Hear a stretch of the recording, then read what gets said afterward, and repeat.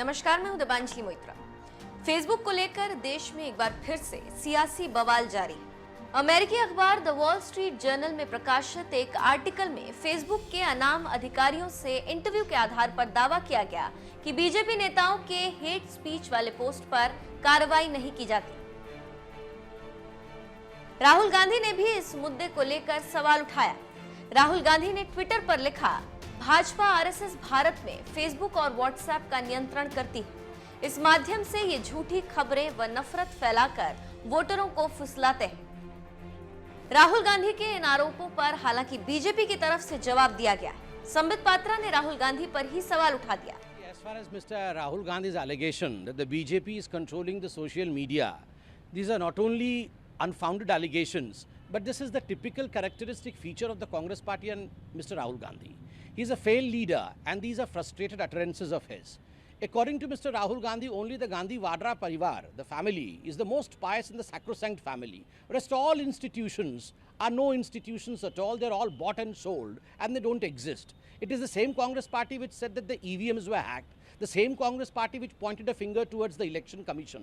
The same Congress party which went for an impeachment because the Supreme Court did not deliver a judgment in accordance to the whims and fancies of the Congress party. The same Congress party which calls the army chief Sadapka Gunda.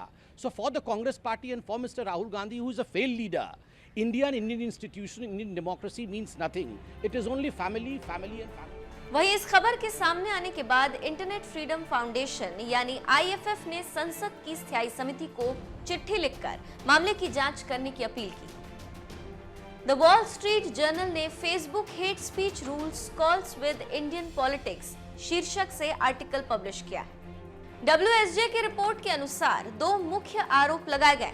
Report में दावा किया गया है कि Facebook Bharat में सत्तारूढ़ BJP नेताओं के भड़काऊ भाषा के मामले में नियम कायदों में ढील बरतता है। दूसरा आरोप है कि चुनाव अखंडता के नियमों का अनुप्रयोग। ये करीब 300 मिलियन उपयोगकर्ताओं और हमारे लोकतंत्र के लिए खतरे की बात है। आईएफएफ ने कहा कि इन दोनों ही विस्तृत जांच की आवश्यकता है।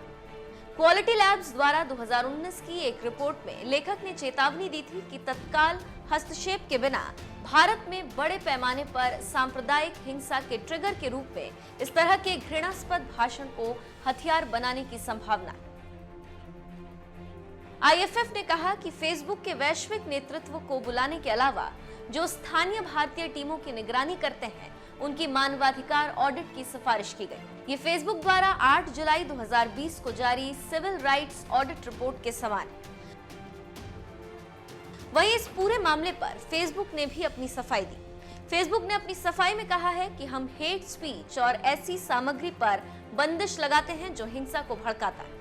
हम ये नीति वैश्विक स्तर पर लागू करते हैं। हम किसी की राजनीतिक स्थिति या जिस भी पार्टी से नेता संबंध रख रहा है वो नहीं देखते। इस मुद्दे से बीजेपी की दिक्कत बढ़ती जा रही है। हालांकि बीजेपी साफ तौर पर यह कह रही है कि इस मुद्दे से उसका कोई लेना देना नहीं।